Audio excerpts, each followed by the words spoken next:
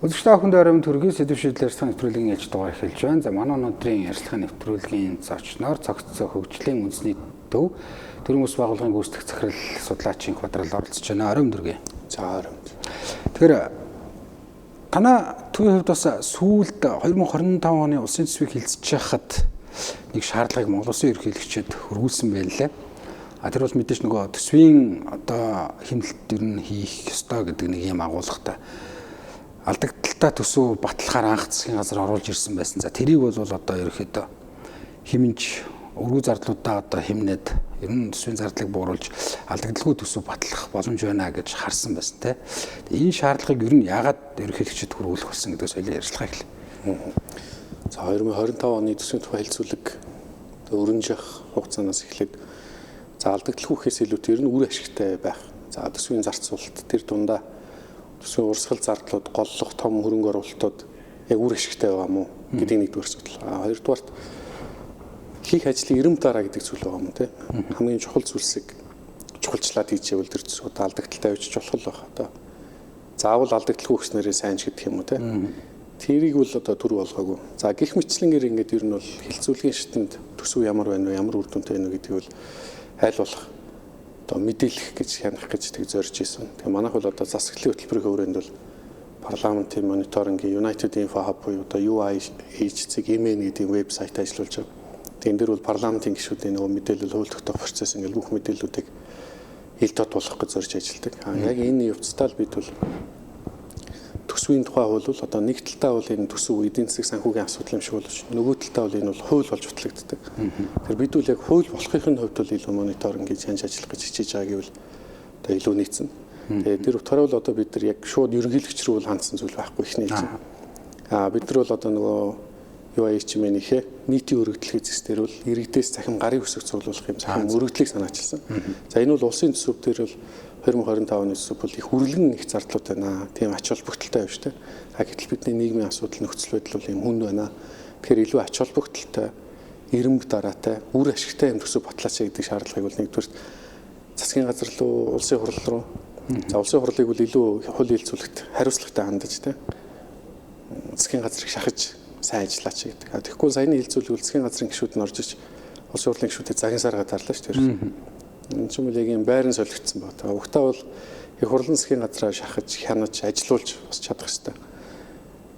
За хоёрдугаарт бол улсын хурал байсан. За гуравдугаарт хэрвээ энэ ингээд хууль төсвийн тухай хууль ингээд энэ чигээрээ ингээд хүч төрөд батлагдчих юм бол гуравт хуулбар нь бол одоо Монгол улсын ерөнхийлөгчийг бол өөрийнхөө бүрэн эрхийн дагуу одоо хэсэгчлэн эсвэл бүхэлд нь хориг тавиач гэдэг хүсэлтийг л тэр өргөдөл дээр тавьсан байсан. За гэтэл энэ өргөдөл бол богино хугацаанд бол санал бол нэлээд дайж үзүүлсэн. Нийтдээ нэг 16,000 гаруй хүн бол санал өгснөөс 8,000 гаруй нь яг нөгөө имэйлээр саналаа баталгаажуулсан байсан. За ингээд бид нар бол ерөнхийлөгч рүү хүсэлт болгож өгсөндөө ерөнхийлөгч бол яг ерөнхийд нь бол бүхэлд нь хориг тавьсан бүгд мэдж байгаа тийм. За бид бол мэдээж одоо зөвхөн санаачилснаар юм үр дүнд хүрсэн гэж ярих бол үндэслэхгүй. Зүгээр энэ процессын нэг хэсэгт бол иргэдийн оролцоог бол хангасан. Тэгэхээр бид нар өөрсдөө нөлөөлөө тэнд ингээд юм ажил хийхээс илүү иргэдийн оролцоог ишээ хангаж иргэдийн мэдэх хэрхийг хангаж ажиллах гол зорилго байна. За тийм процесс болсон. 2025 оны төсвийг засгийн газар одоо төлөвлөлөөд өргөн барихтаа ер нь тэр хөрөнгө оруулалтын ч тэр одоо урсгал зардлууд ч гэдэг юм уу эдрийг ер нь яг үр ашигтай байхаар ингэж ирэмбэлж чадаагүй. Тухайлбал ямар зардлууд энэ үнэхээр одоо бас арай болохгүй гэдэг ч юм уу те. Гişүүд бол яг мэдээж хэлжл байсан л та олон л кейсүүд одоо төсөв хэлцэж явах үед дурддагдчихл байсан. Та бүхэн яг юу гэж тэрийг тодорхойлж томьёолж харж ирсэн. Жишээ нь ийм төсөв бол одоо яг энэ 25 оны өнөөгийн манай эдийн засгийн нөхцөлөд энэ хөрөнгө оруулалт хэрэггүй шүү дээ ч гэдэг юм. За ерөнхийдөө бол төсөв ийм ягаад асуудал болоо те ориг тавилах хэмжээнд ягаад ийм үүрлэн гэдэг юм ач холбогдол муутай асуудлууд руу маш хөрөнгө оруулалт тавьсан ч гэдэг юм. Тэгээ энэ бол манай засаглалын тэнцвэр нөх хяналтын механизм маань ажиллах байгааг нь суурь шалтгаан нь бол ерөөсөө тэр. Тэгэхээр би эх 4 жил бол Монгол улсад авилга өснө гэж харж байгаа. Эх 4 жил бол ил тод байдал бол хангалттай хэмжээнд бол сайжрахгүй байх юм нөхцөл байна.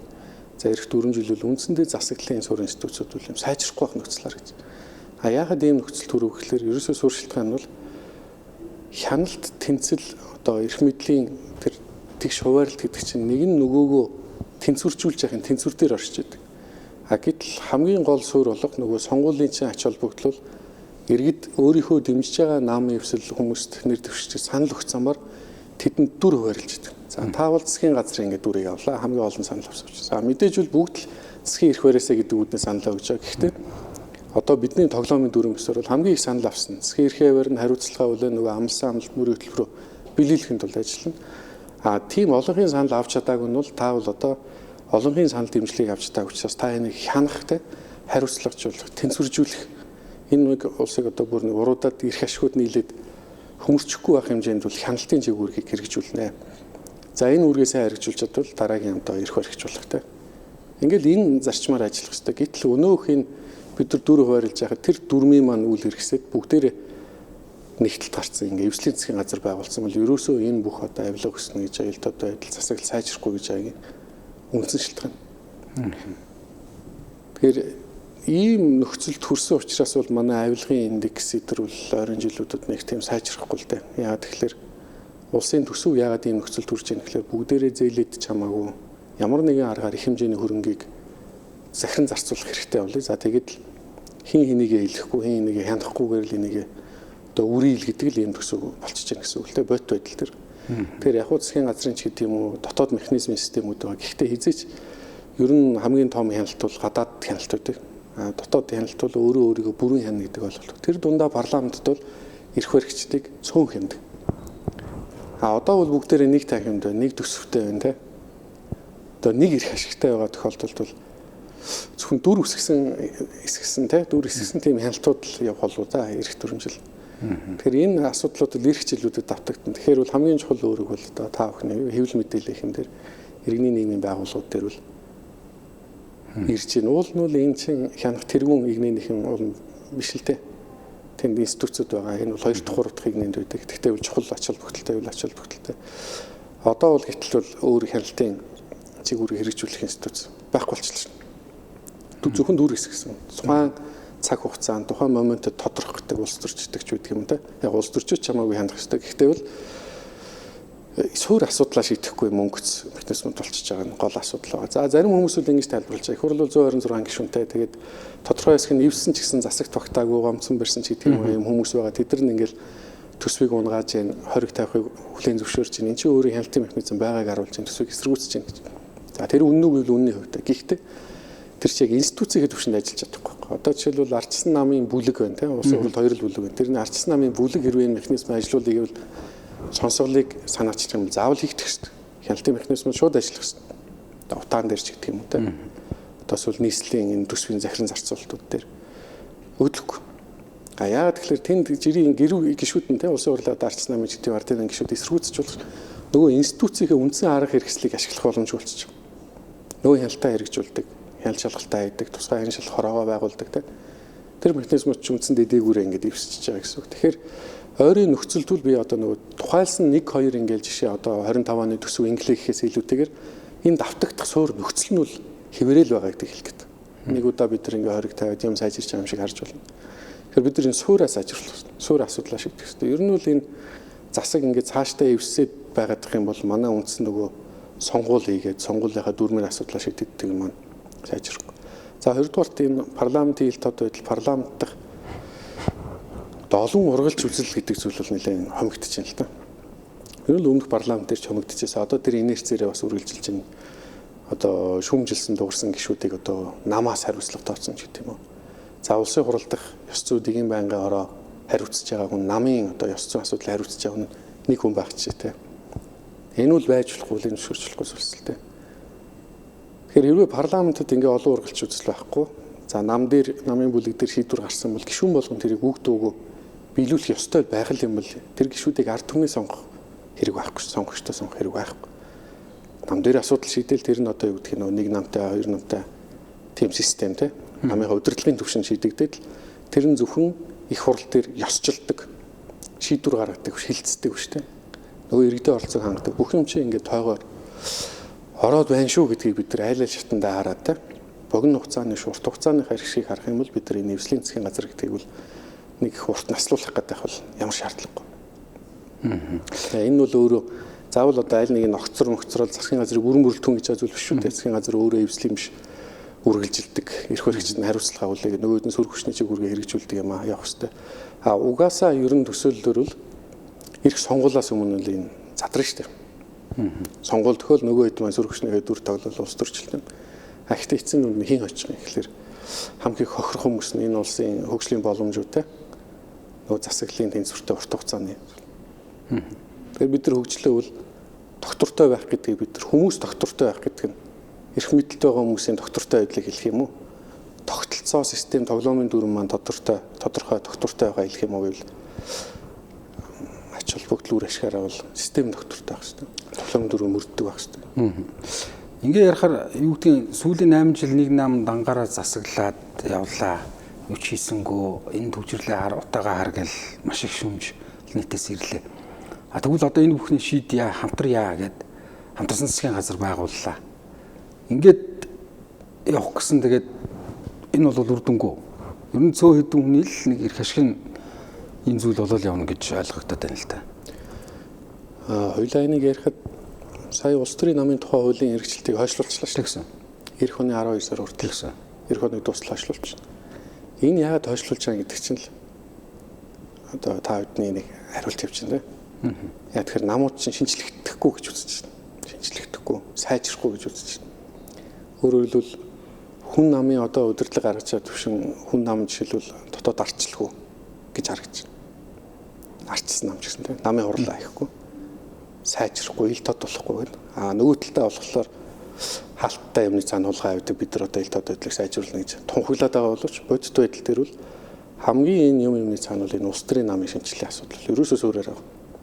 Яагаад тэгэхээр бид нар бол одоо намыг хар муухраар сайн мууч гэдэг юм уу үзээ ядал сүнөөсөө мөхөөсөө гэж бодохын оронд сайжраасай л гэж бодох хэрэгтэй. Яагаад тэгэхээр бид нар хүссэн үсээг өөрийнхөө эрхийг улс төрийн эрх мэдэлтэй засаглалыг барьж байгаа энэсхийн одоо бүх ард түмний гарт байна гэдэг энэ эрх мэдлээ намуудаар л дамжуулж идэлнэ. Бодит байдал дээр. Тэгэхээр ардын нам, арчсан нам, хүн нам муу байх нь бол бид нар төгдөрийн тал хортой гэсэн. Тэгэхээр энэ намуудын асуудлыг ч гэсэн энд байгаа нөгөө намын дарга нарын гишүүдийн асуудлыг харж болохгүй. Ерөөсөө үндэсний эрх шиг. Тэгэхээр хүн нам хэрвээ дотоод арчлах, арчсан нам, ардын нам дотоод арчлах байгаа гэвэл энэ бол бидний бүгдийнх нь асуудлыг харах шээ. Та нар ил тод бай, та нар хариуцлагатай бай, та нарын сонгуулийн сан хүчлээ хаанаас олж харж чав. Тэрийг гарга гэж шаардах шээ. Ил болох шээ. Тэгэхгүйгээр тэрний цаана асар их мөнгөтэй. Тэрийг ямар нэгэн аргаар олоод өрсөлдөх нь тодорхой юм. Одоо хэнийгэж хуурж байгааг юм нэр тоглоомын дүрэн байхад бол юу сайжрах. Тэгэхээр намууд ил тод болохгүйгээр засаглал ил тодлохгүй. Намуудын дотоод арч сайжрахгүйгээр манай парламент хүртэл ном ёсоор ажиллахгүй. Одоо харалта нам намаа базаал те төсөө хуваарлт албан тушаал юмар хоорондоо тохиролцоод тэгээ одоо энэ мега төслүүдийн чи хэдэн ч нууцаар явах гэдэг юм. Одоо бидэрт ямар ч мэдээлэл байхгүй шүү дээ. За том гүүр барих юм гэлээ, уулыг нөхөлх юм гэлээ те. Хэдийн хэмжээний зардал гарах гэдэг. За зөвхөн одоо тэзүүг нь боловсруулахад л тэр чи ажлыг хийх шүү дээ. Техник эдийн засгийн үндэслэлийн боловсруулах гэсэн нь 50 орчим тэрбум төгрөг байлоо. Тийм. Амар их төгс шүү дээ. 50 тэрбум төгрөг. За таны түрүүний асуудаг дээр бол 25 оны төсөв дээр бол жишээлбэл нэг цэгийн үйлчлэгээ, засгийн газрын нэг цэгийн үйлчлэгээний төв 600 тэрбум төгрөгөөр босгоно гэж. Одоо бид нар 600 тэрбум төгрөгөөр нэг цэгийн үйлчлэгээний төв барих зайлшгүй хэрэгцээ юм. Тэр их чинь 200 хавдрын имлэг бараг барьчих юм шиг. Хавдрын имлэг барьмаар байна. Одоо энэ агарын бохирдлоос сэргийлэх хуу шиг те энэ ирээдүйд угаас өвчлөн тодорхой. Хүүхдийн имлэгийн нөхцөл байдал ямар байгааг бид нар харж байна. Тэгээ эндээс харахад манай бас мөнгөгүй ш мөнгөтэй байна. Гэтэ энэ мөнгийг яг ийм нийтийн эрх ашигын төлөө зарцуулах хүсэл эрмэлзэл сонирхол гэж юм бол байхгүй. Тэгээ энийг ч одоо хэн ч шүүмжилж хэлэхгүй болохоор бүгдээрээ байх ёстой хэвэн зүйл шиг ойлгох гэж сүлдээ. Хамгийн гол энэ намууд дэвсгэж чинь хүмүүс итгэлийг унгаана л та. Би дэмждэг юм тэгэл эвсчдэг юм лээ. Бид нар ингэж ярихлаар ялгаагүй л нийлээл ингэж үрэн таран гэдэг юм байна. Улгаалдаг юм байна гэдэг. Энэ итгэл үнэмшил чинь Монголын энэ улс төрийн соёл хөгжиж байгаа арчил тасар хортой. Маш хортой. Улс төрийн намууд бол өөрийнхөө сонгогчдыг өөрсдөө бэлтгэх хэрэгтэй. Хин ч одоо тэнд ингээд бидний ийм үзэл баримталтай учраас танайг дэмжинэ гэж очихгүй бодод л. Тэгэхээр өөрсдөө үзэл баримтлаараа ялгарч иж тэр дэмжигчтэй бүрдүүлдэг. Тэгжиж улс төр гэдэг чинь ингэж улс төрийн намууд чинь төвшөө хийж явдаг. Гэтэл нөгөө баруун зүүн зөв буруу ялгаагүй ингээд нийлцгэлээс чинь хүний итгэл үнэмшил бол эрүүл байгаа бол унаа да. Тэгэхээр намууд сүлдээ ялгарахгүй болж ийн гэсэн үг. Тэгээ сонгуулийн ач холбогдлыг унгааж ийн гэсэн үг. Тэгээ хамгийн аюултай нь энэ хяналт тэнцэл гэдэг засаглалын систем маань бол үндсэндээ онцгой. Тэр дундаа Монгол Улс ерөнхийдөө оюун эрдний тэр сонгуулийн үеэрээс одоо барыг л ингээ мөнхийн хөвсөл гэдэг энэ систем эхэлж ийн гэж ярих бол үндсэндээ энэ улс арчилсан улс биш боллоо гэж зарлж байгаас ялгаагүй тийм болгоо. Энийг бол бид нар хүлээн зөвшөөрч болохгүй л дээ. Одоо буруу зүйлийг буруу гэж хэлж шүүмжлэх хэрэгтэй. Одоо тэрэлж рүү жишээлбэл энэ тэрэлжийн зам бол их аятайхан зам санагддаг ш надаа. Постн дээр л одоо мөнгө урах гэдэг үжрүүлээд идэгээс. За вируслын их үе одоо ачаалт үеийг стоцол нэгт хөгжрээд идэггүй. Гэтэл тэр хэвийн байгаа замыг одоо аялал жуулчлалын чухал ус гингүүтэй 200 тэрбум төгрөгөөр 4 игнээ зам болгоноо. Тэгээ одоо 1 км замыг 6 тэрбум төгрөгөөр барих гэж штэ. Тэгээ бие биенийг бол байх эсвэл гэж бодож байна. Маш олон хүн згсэн ингэж үтсэн учраас саяны төсөв бас нэлээ эсрэг хүчтэй хил амтай болоод ингэ татагдчих шиг штэ. Тэгээ одоо номын сайдын 18 тэрбум л гэж яригдаад байгаа. Энэ тэгээд урсгал зардлаас гарч байгаа. А гэтэл одоо засгийн газраас өргөн барьсан хуулийн төсөлтөөр тавьж байгаа тэр урсгал зардлууд бол бүхэл дүнгууд. Яг юу руу урсаад тэр урсгал зардал юуг санхүүжүүлээд юуг зарцуулаад гэдэг мэдэх боломжгүй байна. Тэгэхээр тэр бол одоо энийг бид нар хардгал ёстой л доо. А угтаа бол энэ төсөв чинь бид нар файлаар нь татаж аваад ширхэг тус бүрээр нь үзээд энэ рүү зарцуулагдах байна. Энэ мөн үү буюу гэдгийг хянах боломжтой байна. Одоо бол бүхэлд нь 20 тэрбум 50 тэрбум гэж тавьсан. Яадаг 50 тэрбум. Ерөөс тодорхойгүй. Тэгэхээр ийм байж болохгүй, ийм зүйлийг бид нар хүлээн зөвшөөрч болохгүй. Одоо улсын хурлын гишүүд нь хүртэл файлаар байхгүй гэдэг тэр цаасаараа суучлаа шин. Задаргаа байхгүй. Тэгээ одоо бидний байгаа байдал ийм л байна л да. Нөгөө талд хамтарсан засгийн газрын үед ер нь бид нар ч бас том төслүүдэд хөтлөгчөд байдаг гэж ер нь бас ойлгодог шүү дээ. Тэр хөдлөхгүй байгаа хүмүүсийг л байхгүй болоод энэ гэсэн үг шүү дээ. Одоо хэрвээ сөрөг хүчин ингээд саад болоод те санал болгоны унгаагаал гацаагаал завсарлаг аваад идэг бол энэ саад болж ийн гэж үзэхүүл үндэслэлтэй л те. А гэхдээ 2016-аас 2024 он хүртэлхийн 8 жилийн хугацаанд чинь бол сөрөг хүчин байгаагүй шүү дээ. Саад болоод гацаагаадах юу ч байгаа юм. За ковид үеийн мэдээж эдийн засгийн нийгмийн хүн нөхцөл үйл байсан. Үндсэн хуулиач дураараа өөрчилж ирсэн шүү дээ. Санал ураа. Тэгэхээр би бол энд одоо танхим доторх санал бол дутсан гэж бодохгүй. Улс төрийн хүчүүл дутсан гэж бол үнэхээр тэгж хэлэх үл үндэслэл алга л да. Одоо яг юу дутсан? Одоо би тэгвэл танаас зөрүүлсэн суу те. Хүсэл зориг дутсан. Хүсэл зориг дутсан. Яг юу дутсан юм бэ те? Одоо энэ чинь дайсан эргэжтэй маш дайсан зарладаг шүү. Одоо маш том бүлэглэлч гэдэг юм уу? Яг тэрийн ч асуудалтай юмуд байгаа. Ийм бүлэглэл, тийм бүлэглэл саад боллоо гэдэг. Би үл их хурл дотор бол тийм бүлэглэл бол байгаагүй, үнэмлэхүү байсан гэж бодож байна. Засгийн газар дотор бол байгаагүй. Манай ерхий сайд чинь дурын сайдаа өөрөө томлох хэрэг 2019 оны үндсүүлийн нэмэлт өөрчлөлтөөр болоод авчихсан шүү дээ. Одоо дотор нь ажлыг нийлэхгүй бол тэр үнээс олол маргааш ингээд томлж бүрэн боломжтой. Хэм саад болохгүй. Тэгэхээр товчхондоо бол иж өрөн хүчээ нэгтгсэн, иж өрөн хүчтэй те. Одоо юу цаад болохооргүй тийм л цаг үед байсан. Гэтэл том төсөл хөдлөхийн тулд эвсэж байна гэдэг бол маш одоо буруу хол. Тэгвэл л одоо нэг юм тайлбар те. 2008 оны үеийн хөвсөл бол маш олон хүчин зүйл ажилладаг. Тэр бол одоо байж болоход их хортой ч гэсэн тодорхой одоо түүхэн цаг үедээ үүргийг үүсгэсэн. Яагаад тэгэхээр 2008 оны сонгуулийн дараа 2008 оны 7 сарын 1-ний одоо Монголын шарамсалтай ард түүхийн дараа үндэсний хэв нэгдлийг хангаж байгуулсан засгийн газар. Өнөөдөр бол тэр үгтэй бол адилт хадах ямар шаардлага байхгүй. Чангалтай олон судалтай. Ямар ч асуудалгүй ажиллах боломжтой. Саналаа намынхнаараа л гараа өргөө шийдэх үнэхэр боломжтой тийм цаг. Нөгөөтэйгөр бол тэр цаг үед бол ийм юу байсан. Удаад нь бол 2012 оны сонгуулийн тогтолцоог өөрчлөө дээрээс нь хар машин буюу одоо нэг саналыг төхөөрөмжөөр тоолдог болсон чи ерөөсөө энэ сонгуулийн маргаанаас сэргийлэхтэй дахиад сонгуультай холбоотой юм аимшигтэй зүйлийг давтуулахгүй байхын тулд гарч ирсэн. Жишгүүчүүд. За тэр үед ч тэгээд бас Эвслийн засгийн газраас оюутлахын гэрээ гэдэг юм төслүүд хөтлсөн нь л үнэ. Өнөөдөр бол тэр цаг үедээ бол өөр нөхцөл байдал. За дээрэс нь энэ том төслүүдийг бол ихтгэл үнэмшил төрүүлэх үз бидэрт одоо яг юм ойлгуулж мэдээлэл өгж юулж чадахгүй байх гэж харж байна. Уул нөхлөхтэй.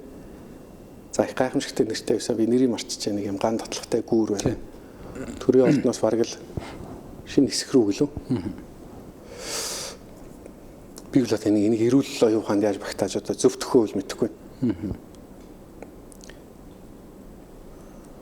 Машинтай ингээд нэг жоохон машин авнаад одоо манай удирдлагууд яадаг юм бол доо нисдэг дэргээр яваад юм даа. Машин авнаад жоохон яваад үзэх хэрэгтэй байна. Зүгээр жирийн машин суугаа шүү дээ. Гэр ороолоор яваад үзэх хэрэгтэй. Тэнд ган татлага хэрэгтэй байна уу те. Бид нар ирээдүг харах юм бол боловсрол дүн тэр өрөнгө оруулах. Улсын төсвийг харахаар бол боловсролын салбар асар өндөр хөрөнгийг сордог юм шиг харагдаж байгаа. Гэхдээ нэгж хүүхдтэр очиод тэр нэгж жирийн сургуулиудыг харах юм бол нөхцөл байдал бол сайнгүй шүү дээ. 50 орчим хүүхэд нэг ингэ сууж ийн 40 гаруй хүүхэд. Тэгээ би үл яг ялгаагүй залуучуудын бид нар өөрсдөө залуу өөрсдөө яг туулж байгаа амьдралыг л ярьж байна. Үүний өсөлт ямар болсон байна те. Монгол залуу ер нь яг өөрийнхөө дундаж доктортой хөдөлмөр эрхлээд хэдэн жилийн хугацаанд өөрийнхөө нийгмийн асуудлыг шийдэж чадхаар байна гэдэг манай засаг ер нь тооцож байна те. Сарын цалин хэдэн төгрөг байна, байрны үнэ хэдэн төгрөг байна. Тэр хүн хэдэн жил ажиллаад, хэдэн жил мөрөмтлүүлээд амьдрах орон сууцтай болж болохоор байна. За тэгээд хэдэн жилд нь хөдөлмөрлөөд одоо эрсдлүүдэд даах хуримтлал бас үүсгэж болох. Одоо бидний ярьдаг нэг дундаж давхрах шүү дээ. Дундаж давхрах гэдэг чинь бол бас нэлээд бидний төсөл өндөр шалгууртай шүү дээ. Уг нь бол жилдээ нэг хэдий даялцдаг. За зарим шалгууруудаар бол бүр одоо олон улсад явж байгаа шалгууруудаар бол дэлхийн айлч улсад очисон амьдрах чадвартай байх юм бол энэ л дундаж давхрахын хүн гэж үздэг ч байдаг. Өөр их хайхтар шалгуурууд. Монгол дундаж даваа тэр шалгуураар үзэх юм бол одоо их цөөрнө.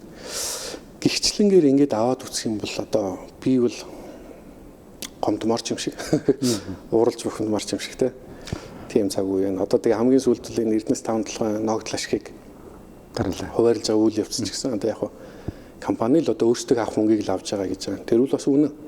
Бид нар ногдол ашиг бол авах хэрэгтэй. Гэхдээ энэ бол компани тухай хуулиараа бол туц нь хуралдаад шийдвэрээ гаргаад энэ оноод өгөнжиж шинжилгээ өгнө өгдөг билүү шүү дээ. Энэ оны үйл ажиллагаагаа дүгнээд ашигтай ажилласан учраас туцынхаа шийдвэрээр ногдол ашиг олгоё гэвэл хэдэн төгрөгийн ногдол ашиг онолох юм те ямар нөхцөл байдлаа хэдэн компани хөрөнгө оруулалт арих гэдэг нь жовцод компани болж байгаа бол нийтэд тайлагнаа те. Тэгээ эх хондоо энэ ингээ явах хэвээр. За нөгөө төгрөл энийг одоо ерөнхий сайд гарч ирж зарлаа. Хоёр талд нь нөгөө хоёр намын дараа нөгөө эвслийнхээ 3 дараа нь зогсож байгаа зарлах ямар шаардлагагүй. Компанийн гүйцэтгэх захирал ч юм уу тузын дараа те бүрэлдэхүүн зарлаж байгаа л тэр компаниас олгож байгаа шүү дээ. Ерөнхий сайд өгч байгаа юм шүү. Тэгэхээр наацх нь ингээл одоо юм эрүүл саруул биш. Хүлийн зөвшөөрөхөд бас арай л болмооргүй юм зүйлүүд л их байна л да. Огон тэгээд энэ парламент чинь 5 намын төлөөлөл одоо сонгогдсон. За 3 нь ингээд ирчихлээ. Нөгөө хоёрын хяналттай авах боломж байхгүй. Одоо магадгүй бүлэггүй гэдгээс ахвал асуудал үүсэх байх л та. Тийм мэдээж бүлэгт олгогддог нөгөө завсралгаа авах ч гэдэг юм уу юм механизмуд байгаа л да. Бүлэг бол одоо сонсгол хяналтын механизмуудыг бол шууд ашиглах хэрэгтэй. Хааны зөвшөөрөл авахгүйгээр цөөнхийн бүлгээс санаачлах юм бол шууд явдаг ч гэдэг юм. Тэгэхээр бүлэгт бол нэг давуу тал байгаа. Бүлгийн механизм бол ашиглахдаггүй байгаа. Одоо тэр хяналтын механизмуд бол. За гэхдээ гишүүд бол өөртөө санаачлаад ажиллаад явбал боломжууд бол байгаа. Одоохондоо би 99-оор нөгөө намаас бол нэг сөрөг хүчний ажлыг гэдэг бол олж харахгүй байна. Үндэсний эвсэл бол хэвлэлийн ганц нэг мэдээ хэвлэлийн урлыг хэрэг бол нэг мэдээлэл юм хийгээд шиг байна. Яг үндсэн механизм ашиглахгүй байна гэсэн. Улс хурлын хяналт шалгалтын тухай хууль гэж байна. За их хурлын тухай бол тэр хуулиудад оногдсон өөрийнхөө бүрэн эрхээрээ хэрэгжүүлж болох ажлуудаа ашиглахгүй байна л та. Өөрөөр хэлбэл асуулга тавьж болно, асуулт тавьж болно. Ерөнхий сайд засгийн газрын гишүүдээс те. Тэгээ хурлын хяналт шалгалтын тухай хуулиар олгогч байгаа тэр хяналт шалгах юмсыг гишүүдтэй нийлээд төр хороо байгуулж болно. Утаа амны асуудал дээр те. Утаа төгсрөл. За утаа төгсрөл гэж хослуулж яриад тэр энэ утааны асуудал бүр онцгой юм шүү дээ те. Тэгээ тэр нь зарцуулж байгаа төсвөр ашигтай байдал. За одоо энэ дэр бол дуртахгүй байхаа аргагүй нэг зүйл бол нийслэл гэдэг том. Тэгээ нийслэл бол өөрөө улс доторх улс шиг болж байна. Нийслэлийн төсөв хаалттай батлагдлаа. За энэ бол дэлхий дээр байхгүй галзуу үзэгдэл. Байж болон үзэгдэл. Хүн амынхан тэн хагас нь амьдарч байгаа. Тэгээ нийслэл бол асар өндөр дүнтэй өөрөө бонусгаж одоо товчхондоо бол өөр юм бичиг тавьж мөнгөтэй болж байгаа. За тэрний төсөв юунд зарцуулах чинь нийслэл хэдэн төгрөг усаад явж байна.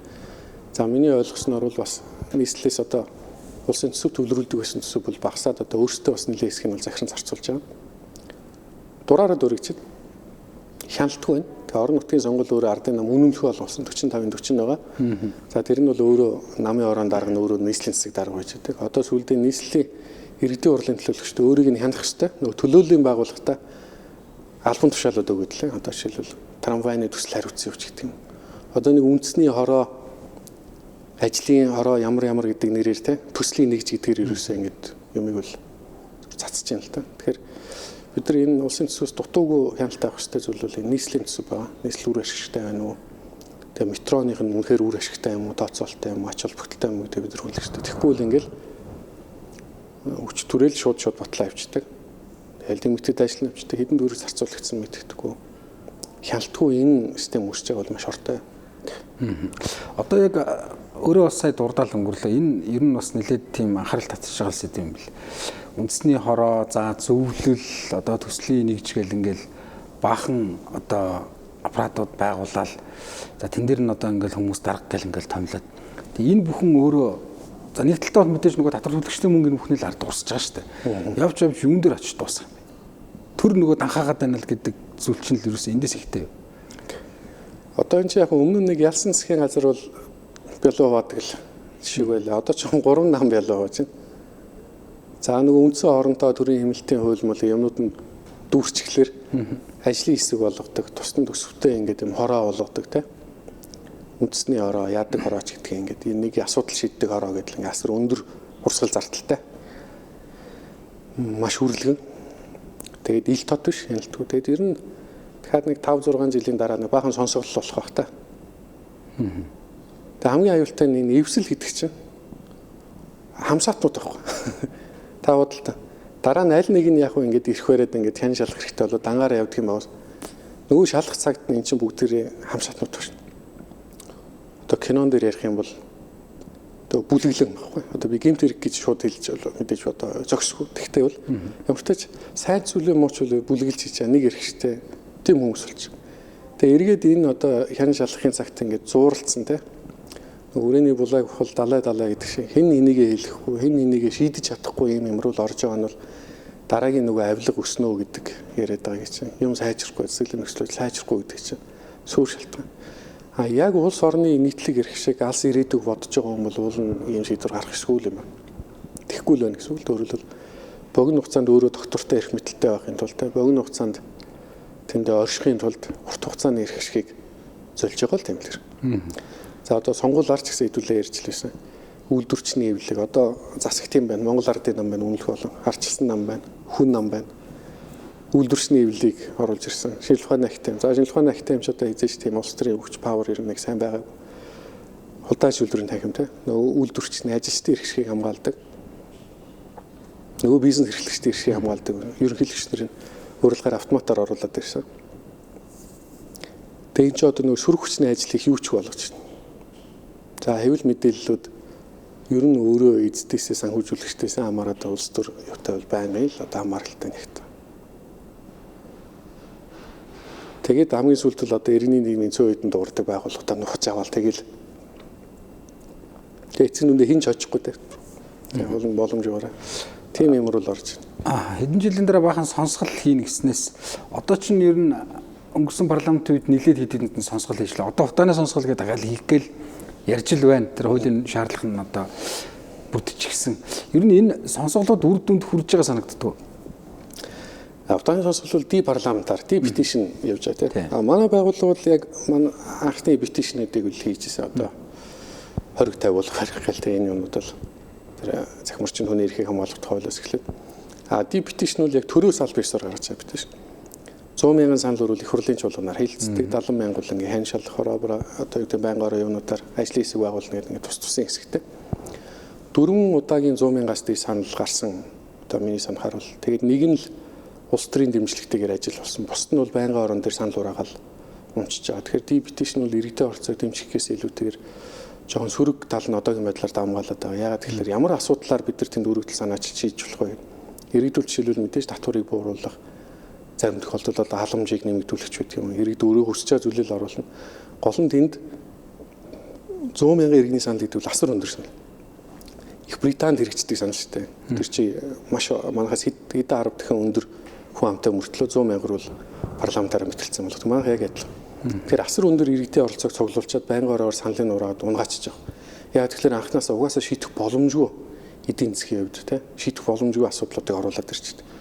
Тэгэхээр энэ дээр бол дахиад журам юмдаа өөрчлөлт оруулаад ямар асуудлаар нийт өргөдөл байж болох вэ те нийгмийн ямар хүрээний асуудлыг зохицуулах хүрээнд эдийн засаг татварын асуудлаа тусдаа тэр салахгүй бол дахиад саналууд орж ирэл унаад байна. Тэгэхээр иргэд бол нөгөө саналаа өгөөд идэх шийдэгддэггүй гэдэг рүү орно л тоо. Тэгэхээр петишны хувьд л ингэж юм ба. Тэр 70,000, 77,000, 70,000-аас дээшээ санал үрээд энэ одоо их хурлаар бол сонсгол явагдана. Гэхдээ сонсголын механизм бол нөгөө нийтийн сонсголын тухай хуулиар өмнө явж байсан. Одоо энэ сонсголууд ч юм бол их хурлын хян шалгалтын тухай хуулиар явагдаж байгаа. Хян шалгалт төр ороо өдр байгуулагч тусдаа хөгжлийн банкны асуудал. нүүрсний явуулгаа гэдээ явж байгаа. Тэгээ энэ бол нөгөө шин тутам эхэлж байгаа гэдгийг бол бид нар бас хүлээмжшүүлэх хэрэгтэй. Үр дүнтэй болох хувьд бол болох хэрэгтэй. Ер нь бол сонсгол бол байх хэрэгтэй. Одоо нэг үр дүнгүй байна гэдэг энийг боловлчвал бүр ухарна л гэсэн. Одоо гол нь энийг үргэлжлүүлж шийдэх хүсэл эрмэлзэлгүй байгаа л болохоос биш.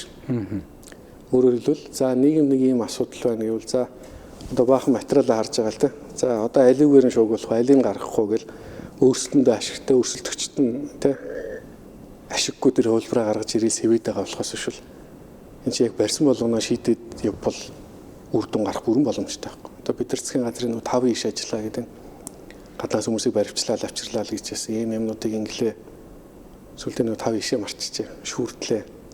Ялаа шилжүүлж авлаа юу лээ тэ. Тэгээ эн чинь нөгөө тухайн богино хугацааны юм зөв маркетингийн ажил шиг яваад байгаа болохоос яг эцсийн үр дүн нь юу вэ гэдгийг ерөөсөө тайлгнахгүй. Үр дүн гарахгүй л байна л да. Тэгэхээр энэ бол нөгөө асуудлыг шийдэх биш богино хугацааны олонний анхаарлыг татах улс төрийн арга хэрэгсэл болгоод байгаатай л холбоотой болохоос биш үндсэн механизм нь бол муу шүү. Тэгэхээр энэ бол бас парламентын хянан шалгачийг үүрэг бол тэр хуулиараа бол бас тодорхой хэмжээнд сайн бэхжсэн. Өмнө нь бол хянан шалгалчийг ерөөсөө нэг асуулт асуулдаг. Асуулт асуумж нэг юм хэдхэн хувилбартай. Тэгэл өөр юм байгааг. Одоо бол эн чинь нэлээ ээж өрөн болцсон. Тэгэхээр энийг бол нөгөө ажил болохгүй байгаа болохоос биш механизм нь бол дэвшил тэрийг бол байх ёстой. Хуулийн дэвш хүндээ байна гэж байна. Дундээ гэх юм уу тийм ер нь гүцэхгүй л юм л да. Одоо тэр чинь гүцэгийг шалгаад бас нөгөө эцсийн үүсэх боломжууд бол байгаа шүү дээ. Их хурлтай хэрэг болгоод боогоо те одоо шүүхийн процесс юмнууд руу оруулаа хянан шалгаад явах. Тэрийг явуулах болох шүү дээ харахад. Одоо нөгөө алдартай ногоо автобуснууд юу болов те маш их шүүгээл хүмүүс бухимдал өнгөрдөг 400 тэрбум төгрөгч бас их л мөнгө санагдаад байгаа юм. Тэгээд эцсийн нүндээ яг юу болчихв? Хохирол нь юу болж идэгдэг? Буруутай хүмүүс нь хэн байв? Тэр нь хариуцлага хүлээв. Дараагийн асуудал 40 тэрбум төгрөгөөр нэ RFID юу лээ? Машины юу QR код насан шүү дээ. Тэг нэг юм мэдээлэл таньдаг те. Нэг юм ялтас юмнууд наагаа. Тэгээд одоо нэвтэрч гэнэ ямар машин байна эдэр гэдэг хөдөлгөөнийг 40 тэрбум төгрөг зарцуулсан. Одоо ашиглалт байхгүй. Тэгээ нөгөө уншдаг юмнууд нь байршсан. Баахан ингэ тий хөрөнгө үрцэн тий. Одоо энэ жишээлбэл үр ашигтай байсан. Эний хариуцлага юм л. Асар олон юм ажиллаа шүү. Бидэрт мэдэгдэж байгаа нь энэ болохоос мэдэгдэхгүй одоо бүгдийг бид нар олоод мэдвэл галзуурмаар олон юм үрлэгэн ажлууд байгаа шүү. Тэгээ одоо тэгээд ашиглахгүй дараагийн юмнуудаа бас ингэ ил тод биш нууцаар явуулаад байна гэдэг бол зүгээр л нөгөө айлын муу бол муу, манай муу бол муу гэдэг л зарчмаар нийлээл алттай явдаг шүү. Одоо та бүхэн харах юм бол хуулийн хилцүүлгийг ирэг дээр айл болох хилцүүлэхгүй те хийчих сонирхолтой бошоо ер нь хордлуулах гал байна. Гялс хилцүүлчих, гялс өргөн барьж байгаа. Товчондоо өнөөдөр өргөн бариад маргааш батлуулаад нөгөөдрөөс эргэжүүлчих сонирхолтой байна. Хэрвээ хүмүүс ороод ирвэл ядаргаа болно гэж үздэг. Гэтэл тэр чи иргэдийг төлөөлж байгаа тэр хүмүүсийг сонсох гэж тэр хүмүүсийг төлөөлж л тэнд дуу хоолой болох гэж ажиллаж байгаа. Гэтэл тэр эдээсээ нууж биш. Тэгэхээр их хурлын энэ хянан шалгах ажлын юмнуудаас гадна ерөөсөө хуулийн хилцүүлгийн процессыг бол сайжруулах зайлшгүй шаардлагатай. Энэ бол одоо жоохон халтуурны яваад байгаа. Тэр дундаа одоо дэгийн тухай хууль шинжлэгдсэн. Одоо өмнөх парламент буухайхаа дэгийн тухай хуулийг шинжилсэн. Энэ бол одоо тэнд байгаа дэг ёсыг дэглэж байгаа гэхээс илүүтэй нардчлаа дэглэх тийм хууль болсон. Одоо тэр хуулийг л өөрчлөх хэрэгтэй. Шинэ парламент бол өөрийнхөө дэгийг дахиад тогтоох хэрэгтэй. Тэгэхгүй бол эсэргүүцхийн тулд зөвшөөрөл авдаг, үг хэлхийн тулд зөвшөөрөл авдаг, тэ намын бүлэг нь хаалттай. Их хурлын нэгдсэн чуулга нь өөрөө ингэ дэглсэн, хэтэрхий дэглсэн юм зохицуулттай. Тэгээ байнгын хорон дээр өөрөө асуудлууд яаж явж байгаа нь бол үүндээ бас тийм чанартай хэлцүүлэг явж байгаа гэж үзэхэд бас эргэлзээтэй. Хүнээсээ хамаарат хариуцлагатай сайн анхаарч ажиллая гэж байгаа гишүүдтэй нь яваад байдаг. Зүгээр зүтгүүлээд гаргая гэж байгаа зүгээр сет дайраад зүтгүүлээ гардаг их хурлаар ороод хэлцүүлэггүй гараа өргөө баталцдаг. Конов дарахаж улсаж гараа өргөө баталцдаг. Яг тийм зарчим руу явчихлаар бол энэ бол манай парламент хэмзэг болох гээд аюул байна те. Бид нар бол парламентаа бэхжүүлэх хэрэгтэй. Хилцүүлгийн шатыг бэхжүүлж хамгаалах хэрэгтэй. Гишүүдэд хариуцлагажуулж гишүүдийнхээ хараад ус бие даасан байдлыг хангаж ийж те. Одоо намын бүлэг нь буруу юм их гэжээвэл тэрийг буруу гэдэг шүүмжлэх боломжийн тэр гишүүнд олгож ийж. Тэгвэл эсэргүүцсэнгүүд чамд хариуцлага тооцсон намаас өгнө гэдэг бас байж болохгүй.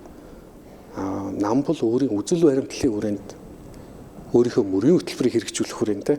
Үзэлсэн нэгтэй авах болохоос биш. Сайн бүх юм дээр нь гараа өргөдөг байх тийм гишүүтэй ажиллахгүй. Тэгэхээр энэ болгон ч манай парламентын дархлааг сулруулж байна.